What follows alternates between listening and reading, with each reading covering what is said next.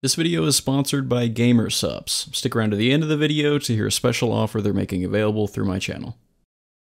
Metal Gear Survive's release was, in my opinion, one of the saddest stories in the gaming industry. But before I get into Survive itself, I think it's important that I provide some framing and talk about the events leading up to its release. And I don't think I can do any of that without first talking about Hideo Kojima in Metal Gear Solid 5.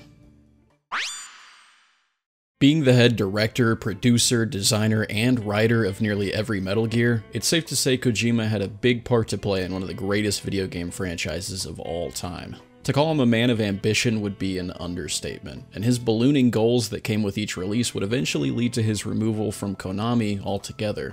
Wanting to be finished with the series since its third entry, Kojima was absolutely adamant about Metal Gear Solid 5 being his final foray into the series. As you might expect, this meant his aspirations for what the game should be would reach an all-time high. Kojima wanted MGS5 to be his magnum opus. MGS5 hype is brewing, and how could you not be excited? The trailers look sick, and oh wow, they released a demo for it? It's $30? Well, that's not a bad price, especially if it means supporting the development of MGS5, then I'll gladly pay up. The trailers are dropping left and right, questions are brewing every day, people have figured out the game's final twist about a year before its release. The gameplay looks great, the graphics are on another level, and this game has the longest development time and largest budget of any Metal Gear game yet. Metal Gear Solid 5 releases, and it is terminally unfinished. Tons of cutscenes missing, a return to Mother Base promised but not included, co-op likely planned but not implemented, even though it was in the PSP game that this is based on. Every interesting story beat and revelation put in audio tapes, a literal checklist of the same 3 side missions repeated ad nauseum, Chapter 2 being filled with missions where you play through Chapter 1's missions again on harder difficulties. Like, could you imagine that in any other game? Imagine going back and replaying the early levels in The Last of Us or something to continue the story. Multiplayer delayed, the entirety of Chapter 3 cut from the game. There isn't even a final boss in Metal Gear, the series where every single game has a legendary final boss. So after building an engine from scratch for this game, more than 4 years of development time, and over $80 million spent, we ended up with probably half the game Kojima was aiming to make. Near the end of its development cycle, insiders from Konami talked about rumors of Kojima's removal. Major company restructuring was taking place at Konami, and Kojima's spot in the company was looking like a thing of the past. Konami's management team was looking to get rid of what was my favorite developer of all time. And I couldn't really blame them. Kojima is a visionary, and while I've always respected his desire to push the medium further and further, he had a habit of letting his reach exceed his grasp. Don't get me wrong, the way Konami higher-ups handled this ordeal was likely as terrible as it could have been. Scrubbing his name from the game, putting his team on lockdown, refusing to let him attend the Game Awards, and worst of all, several eyewitness accounts of staff saying, "Guess what? Chicken butt" to him while at the office. The heads at Konami could have spared themselves some ridicule by handling this situation the right way, but getting rid of the guy who chewed through all of their money and time like it was nothing was anything but unreasonable. I don't hate Konami for getting rid of Kojima, I just hate the way they went about doing it. MGS5 had to receive monumental praise. How could it not? The last hurrah of one of the biggest visionaries in the industry, a game that had reached hype levels unheard of for the franchise or even the stealth genre as we knew it. It was a self-fulfilling prophecy. I'm sure you're all aware of how expectations and player demands can shape the critical reception of an anticipated game. A GameSpot reviewer who dared give Cyberpunk a 7 out of 10 was endlessly tormented with death threats across all social media platforms. Try giving Red Dead Redemption 2 anything less than a 10, and suddenly you're getting anthrax in the mail. And unfortunately for Metal Gear Survive, this dangerous mob mentality and hyperbolic language that turns great games into masterpieces also turns decent games into irredeemable trash. Nuanced discussion is becoming a thing of the past. It's better to just pick your side of the pond and firmly plant yourself there. Everyone withdraws into their own small gated community, afraid of a larger forum. They stay inside their little ponds, leaking whatever truth suits them into the growing cesspool of society at large. The different cardinal truths neither clash nor mesh. No one is invalidated. but nobody is right. In my short time making YouTube content, I have become acutely aware of just how much negativity and doomsaying thrives on this platform. I can say with certainty that everyone being on the same hate train for something makes for content that's not only profitable, but very easy to make. If people are already here to hate on something, you can get away with not doing research on it, not putting time into it, or just downright lying about it. I'll get to these guys in a bit, but the point is, people enjoy hating things. There was no better target for hatred at the time than Metal Gear Survive. Coming out after Kojima's departure and at the peak of the Konami hate train, Survive was doomed to fail. It certainly didn't help that the reveal trailer for the game was pretty dreadful. I wasn't convinced by what I saw, and the whole idea seemed pretty uninspired. To my surprise, a lot of people's main issue with the game was the inclusion of zombies. Yeah, zombies. In a Metal Gear game, no less. That doesn't make sense at all. I mean, what kind of a Metal Gear game has zombies in it, right? I mean, it's, what? ですね、僕の中ではですよ、これ僕の中ですよ。メタルっていうのは、ポリティカルフィクションであり、エスピオナージものなんで、ね、ゾンビなんか出るわけないじゃないですか。そうですよね。Sometime later, an open beta was announced for the game, giving anyone the chance to give it a shot at no cost. I'm sure everyone used that opportunity to play it themselves and form their own opinions on it, right? Right? Anyways, I downloaded the beta without any real expectations and ended up liking it. I was pretty surprised, but there were a lot of things I liked in the beta, which convinced me to buy the game when it came out. Speaking of which, I think we've gone long enough without talking about the topic of the video.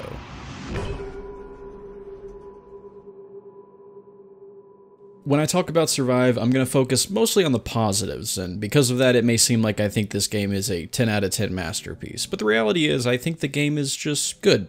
Sometimes it's great, and sometimes it's amazing, but it's mostly good. I think there's more than enough discussion about why Survive is a terrible game, so my endless praise here is more so an attempt to counterbalance. With that being said, let's get into it.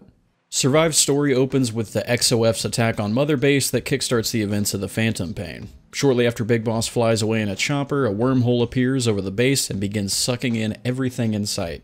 Kinda like your mom. Our protagonist, the Captain, manages to hold on long enough for the wormhole to close, but loses their arm in the process. You die, obviously, but resurrect 6 months later, being told by a mysterious man named Good Luck that you're being sent on a solo mission to the other side of that wormhole. There's a dangerous infection going on in that other world, and since your arm was exposed to it when it was cut off, you're now infected. Luckily, it grew your arm back, but unluckily, this infection is slowly turning you into a monster, and you need to find some way to stop it. You're sent into that parallel dimension, known as Dite, and your mission is to find a cure for your infection, rescue any other soldiers who were sent there during the attack on Mother Base, and to find a missing investigation team known as the Charon Corps, who were previously sent to Dite and have since gone missing. They should have some valuable info about what this place is and what's going on here. It's a simple setup, but I think it does a great job of creating plenty of intrigue about Dite and cutting out a place for this story to exist without having to interfere with the Metal Gear canon. Not long after your arrival in Dite, you run across an XOF soldier named Reeves, who you begrudgingly team up with. You quickly realize that being an enemy soldier doesn't really matter much when you've got zombies on your hands, and this is where you're first introduced to the Wanderers. I think their introduction's pretty great, and I gotta say, I really like their design. All the creature design for Survive was done by Masahiro Ito, best known for monster design and art direction for the Silent Hill games, and creating Pyramid Head, which he regrets every day. The Wanderers can still see and hear, meaning stealth is still your best bet when dealing with them. They're far more aggressive than normal soldiers would be, but they cool off quickly when you leave their line of sight, so getting spotted doesn't mean spending a minute in the prone position waiting for an alert phase to pass. Once their introduction is complete, you narrowly escape with Reeves and find a measly, broken down base camp where our game begins proper.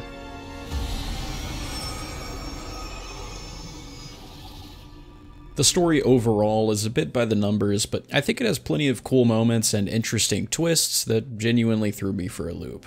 To kick this all off, you meet an AI pod at the base named Virgil, who acts as your guide throughout the rest of the game and teaches you the survive part of Metal Gear Survive. Unlike MGS5, Survive leans more into the survival aspects that were featured prominently in Snake Eater. Rather than a stamina bar encompassing both thirst and hunger, Survive asks you to keep yourself topped off on both separately. Hunting animals for food and trying to find clean water are more important than ever, and I've always felt like this would be the direction the series would take. After MGS3's massive success, hunting animals and curing critical wounds were no longer primary features of the series. It makes sense for MGS4's more urban setting, but I was always a bit disappointed that 5 didn't bring this stuff back to the forefront. Speaking of, the cure menu also makes a return from Snake Eater, so major damage from slashes, burns, and blunt force will need to be taken care of, or you'll see your maximum health and stamina take a hit. I'd like there to be a bit less menu navigation for this kind of stuff, since this was the main gripe with these systems in 3, but I'd be lying if I said I wasn't happy to see the return of these mechanics. The survival aspect also comes through with you starting out practically naked. From your very first weapon to the clothes on your back, you've got to make it yourself. Scavenging for stuff didn't feel all that meaningful in 5, but when every aspect of the game, from armor to weapons to ammo to structures to food and water, comes from you gathering what you can in the environment, it never stops feeling amazing to come across a room packed to the ceiling with junk to grab. Heading back to Mother Base will automatically dump what you've got into storage, so you don't need to go through the headache of managing your inventory every single time you go out on a scavenging run. One thing you'll be gathering a lot of is Kuban energy, which you'll mainly get from killing wanderers and breaking open clusters of Kuban scattered around the world. You'll use Kuban energy to craft stuff, but more importantly, Kuban is used as XP to level up your character. You start out the game as the Survivor class, with points allowing you to level up attributes like health, stamina, melee strength, and movement speed. You can also learn new skills like sprinting melee attacks, new CQC moves, and plenty more.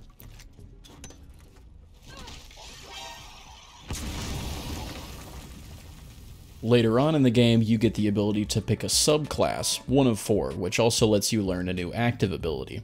There's the Assault, which focuses on close-range combat and melee weapons. They can buff the damage of themselves and nearby teammates, or taunt enemies in the vicinity. There's the Jaeger, who uses snipers, bows, and other ranged weapons. They can call down a rain of arrows or lock onto enemies' heads and let out some rapid-fire shots. The Medic specializes in defensive buffs and supporting the team. They can heal allies in an area around themselves or give them unlimited stamina for a short time. And finally, the Scout, which I chose. They focus on scavenging materials and setting up strong defenses. They can go invisible for a short time or instantly repair a damaged structure up to full health again. Every subclass also has a plethora of other passive abilities that you can have equipped, like the Scout's ability to pick up everything in an area around you whenever you scavenge equipment. Pretty handy. The different strengths and weaknesses of each class come into play especially in the cooperative mode, which is completely dead, since there are like 20 players online at any given time, but you could do different mission types with up to 3 other friends to unlock new gear and get a heap of materials. It was a lot of fun. With all that out of the way, I'd say it's time we head straight out into the world of Dite. The world of Survive is a creepy, paranormal version of MGS5's map, with both Afghanistan and Africa included. They did a good job of making these areas look and feel different, and populated the open world with little points of interests and changes here and there to established areas, so you never feel too comfortable with the layout of things. Coming fresh off a playthrough of Phantom Pain gives you that creepy deja vu feeling even more, and it's a pretty cool effect, though probably unintentional. The real highlight of the open world is the dust, which covers all of Dite save your home base and a few pockets here and there. Inside the dust, you have limited oxygen in your tank that refills in safe areas. You've really got to make the most of your time out here, and the limited oxygen you have encourages plenty of separate expeditions out into the dust for supplies. These smaller, more focused adventures into the dust add plenty of tension and make it ripe for close calls and dangerous getaways. I love the overall design of the dust. The thickness of it prevents you from seeing very far in front of you, and while thick fog isn't exactly a novel idea in horror games, it's such a tried and true way of adding a bit of spookiness that always works. Wanderers being absolutely everywhere in here also means you've got to keep your head on a swivel at all times, otherwise you're likely to just bump right into one and call a lot of attention to yourself. Probably my favorite visual detail came from when I looked up for the first time. There's a visual effect here like you're deep underwater, and you could sometimes see strange looking fish swimming around up near the surface. It kind of feels like you really did die back at Mother Base, and your body is now sitting at the bottom of the ocean. It's a very cool effect. Now as for navigating the dust, the uneasiness is amped up even more by the fact that once you're in the thick of it, any waypoints you've set and your location on the map are both obscured, so you better be careful not to get lost out here. One cool detail is that the massive beacon of light at Mother Base is still visible when you're in the dust, so if you're running low on oxygen and you've gotten yourself lost, you can always look back to the beacon to get yourself back home.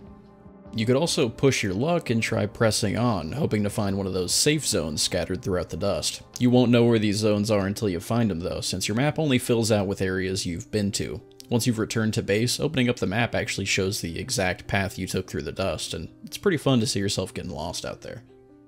Aside from wanderers, the dust is also filled with outposts, buildings, and random materials that are all ripe for ransacking. The sweetest loot out here typically comes in the form of these large containers, and these have a fun little minigame involved where you need to move the handle in sync with this cone here, or else you'll make some serious noise and draw the attention of everything nearby.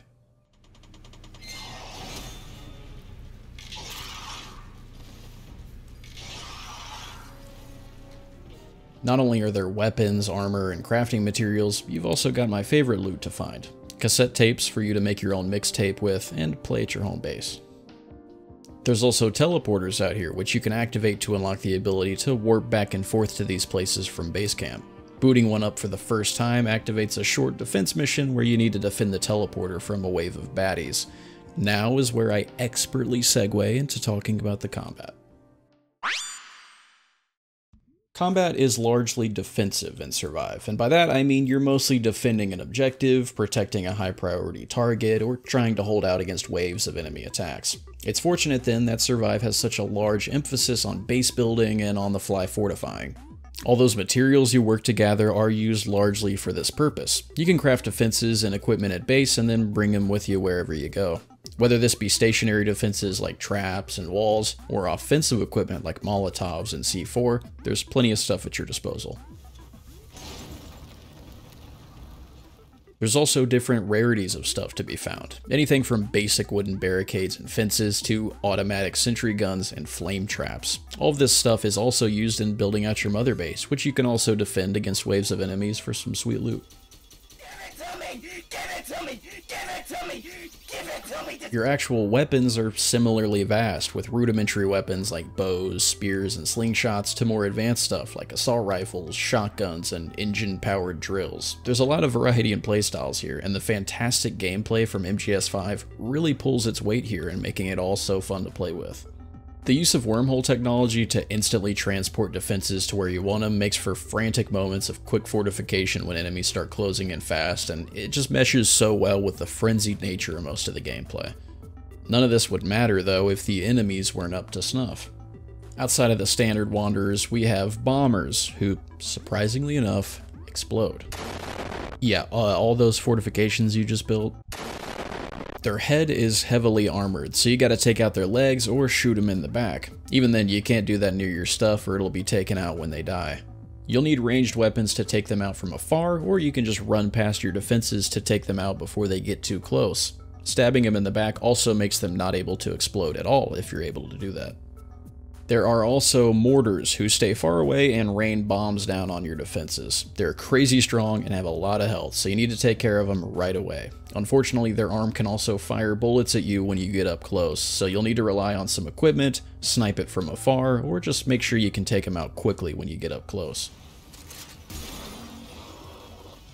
The trackers are on the opposite side of the spectrum. They're basically super kung fu wanderers who are ridiculously fast and tend to totally ignore any obstacles you put up. They can just jump right over anything you put down and will literally roundhouse kick you to death. You can pretty much forget the idea of taking these guys out with a slow melee weapon. And then we've got a handful of other enemies that aren't getting their own sections. Armored wanderers, detonators, grabbers, and I think that's it, right? No like spiders or anything. Spiders. There are spiders in the game, they're called crawlers, and being extremely arachnophobic myself, did this enemy really need to be included? They're restricted mainly to indoor areas and the dark. Awesome. They also come in giant hordes, which seems like a perfect job for a Molotov or two, but the sound they make when you burn them makes you not want to kill them at all. I should also mention that there are even bigger threats out in the dust. There are Monster Hunter-like bosses out here that you'll need to bring a full set of gear and your A-game to take on, as well as, this guy.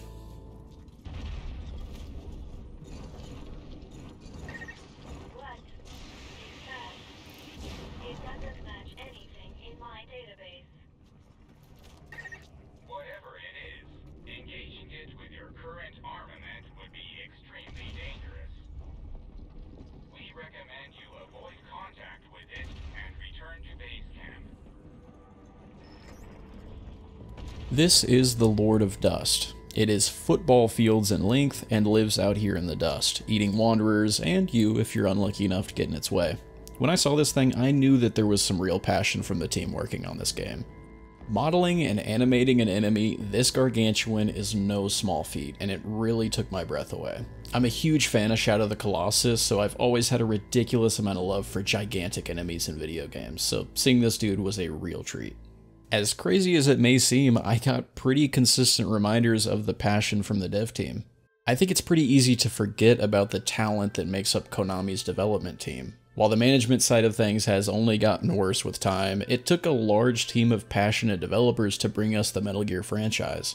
While the heads of the studio have done plenty to deserve their hate, the people at the bottom doing the real heavy lifting often get caught up in the ocean of vitriol sent Konami's way. Even though many employees left when Kojima did, plenty stayed behind. I've seen plenty of discussion about Survive being a low-effort cash grab, but I can't see that being the case. Coming out 3 years after the Phantom Pain and not being sold at full price, I don't think this game was ever meant to be a quick, easy dollar for the company. It also got several years of free content updates like new maps, enemies, mission types, and weaponry. It seemed to me like this was the team's attempt at getting their feet wet in a title that wouldn't eat away at a huge budget and could comfortably borrow from what they already had. People were upset at this game's existence, but I always thought it was the most logical step forward for Konami. Letting the team make a spin-off title that has no bearing on the Metal Gear canon was far preferable to them just heading straight on to Metal Gear Solid 6. Even though I'd love a Demon Souls-esque remake for one of the Metal Gear games, I've almost given up on that ever happening, and if it did, someone like Bluepoint would be making it anyways. Just how much fun the developers had making this comes through with how in love with its own DNA the game is. Survive is as cocky and self-absorbed as MGS4 was, and the amount of fan service on display here is hard not to love, especially if you're as obsessed with this franchise as I am. Using wormholes as an excuse to jam all of this into one game and have it make sense was an amazing idea, and I'm happy someone on the team decided to do it.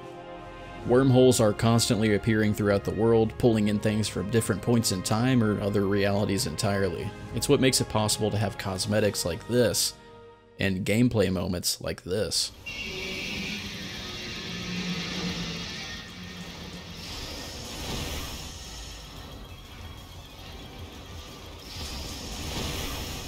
There's also a ton of love for Silent Hill, Castlevania, and more, and as a fan of each of these franchises, I gotta say their attempts at winning me over definitely worked. Now, to end this whole thing off, I guess I should explain why I showed these 3 reviewers earlier, and it's because I believe video game reviewers and YouTube funny men have a colossal amount of sway over the life or death of games they cover. It's why companies like EA will pay streamers millions of dollars to play their games on stream. And like I mentioned at the start, when people are eager to hate a new game, it makes for easy, profitable, and often dishonest content. I'll start off with Donkey, whose review has over 11 million views at the time of recording this. His review is mostly a rant against Konami, with a few actual criticisms of the game itself. You're constantly walking around this huge empty map looking for food and water. Then when you finally find some, oh, you thought you could just eat it there? No, you gotta walk back to the base for that.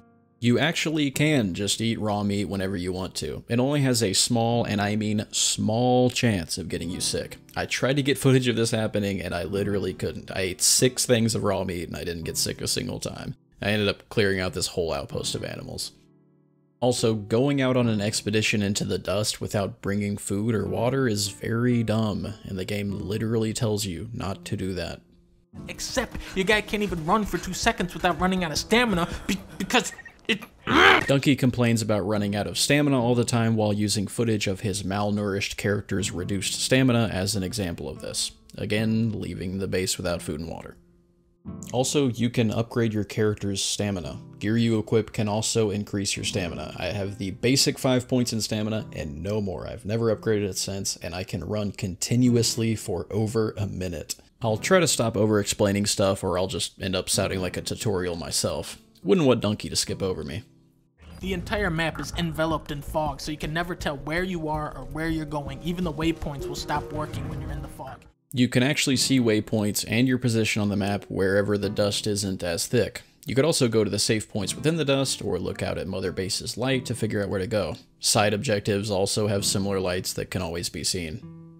You're also given placeable beacons that let you mark your current location on the map and help trek out your path. The map even lets you put little stamps on it to mark where stuff is, which is another thing I love. I forgot to talk about it earlier, so I'm sneaking it in. Anytime you find something that looks remotely interesting, the moment is always cut short. Sweet! Now I don't have to walk back to the base for 20 minutes. Okay. Oh god, why did I do this? And there goes my entire inventory.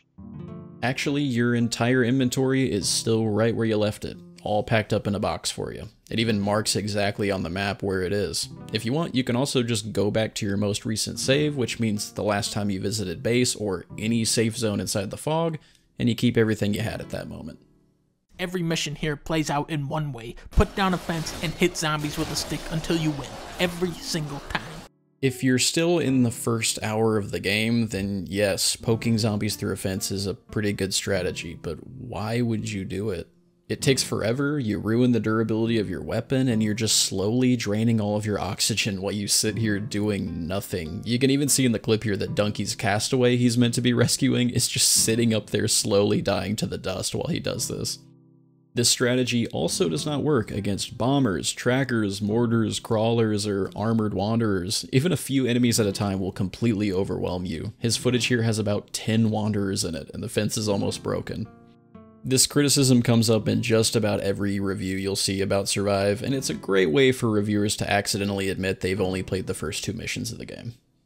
Speaking of, let's check up on Jim Sterling, whose video has over 600,000 views at the time of writing this. He also complains about the poking strategy while showing his character on the verge of death, not doing the objective of the mission. He then very boldly decides to show off this gameplay of him attempting to sneak into a base, and then complains about how Survive isn't a stealth game. Yeah, looked like the game's fault to me. Afterwards, he leans further into his first complaint by talking about how the game essentially just boils down to placing fences and killing wanderers through with a bow or a spear. To show just how effective this strategy is, he shows some gameplay of him having his entire base destroyed and then nearly dying during this tutorial mission. Thank you, Jim. Lastly, on to Angry Joe, whose video has over 4 million views. Most of his complaints I've already addressed, so I'll only be touching on a few things here. But in case you're wondering, yes, he complains about poking zombies through a fence and talks about not having enough stamina while showing his character on the verge of starvation. And does all this amount to something by the end? No, it doesn't. You don't even get out of this stupid parallel dimension you're stuck in. You actually do get to escape Dite if you get the second ending. Like, come on, Joe. You could have just Googled that one. He also goes on a long rant and even has a separate video entirely about the paying for save slots controversy that has plagued the game since the beginning. You cannot pay for save slots. What's being talked about here is paying for a new character and base. At any time, you can replay story missions and freely change between classes at the base, so creating a new character is not necessary. Even then, the premium currency in this game is given to you every day just for logging in, and is regularly given out for just playing the game or participating in events. I had enough coins to buy a second character slot before I was even halfway through the campaign. And while I agree that paying for a second base and character slot is a strange implementation in the first place, this again was the victim of hyperbole and a lot of misinformation to try and drum up controversy. And I think that's mostly it. This video is in no way meant to convince someone who didn't enjoy the game that they actually secretly loved it. If you played Survive and you didn't really enjoy your time with it, then that's completely understandable. I hope you can at least formulate what it was that you did like about it, and what parts of the game you didn't enjoy at all. Honest, thorough critique only leads to better games, and I think if there's one job that the players have in the gaming industry at large, it's to do a good job of letting developers know what works and what doesn't in their games. Trying to be level-headed when discussing video games is becoming harder and harder, and I'd hate for this binary of masterpiece or terrible to be the norm going forward. But you know what should be the new norm? Free stuff. And I mean, like, actually free stuff. No, like, putting your credit card info at checkout or anything like that. Just straight up clicking the button, put in your address, you're done. Promo code LOW, baby. And GamerSupps is making that happen. Click on the link in the description and get your free stuff No hassle at all. These guys are great. I've turned down every other sponsorship I've had so far because they were for products that sucked or were lame. I actually like this stuff and I use it. It tastes good. It's good for you. It's yummy. It's got nootropics. I don't know what that means, but it's keto friendly, 0 calories, organic caffeine, antioxidants, and it's sugar freaking free, bro. Get in on this. It's also easy enough that any idiot can do it. That's how I did it. It's like Kool-Aid. You just fill a cup with water, you put a scoop of the good stuff in there. It's not that hard. It gives you good, clean energy and helps you focus. There's no crash or anything like with energy drinks. It's good stuff. They also have waifu stuff for my real ones out there. They got like cups and shirts and all that. I don't know if I'm even if I can show this because it's kind of inappropriate. Again, link is in the description. You're gonna love it. It's absolutely free to try. I forgot what the promo code was though. Low tier god, what was it again? Low. Thanks, man. Thank you guys for sticking around to the end and listening to me ramble. Join my community Discord linked in the description if you want to hang out with me. Love you guys, and as always, I'll see you the next one.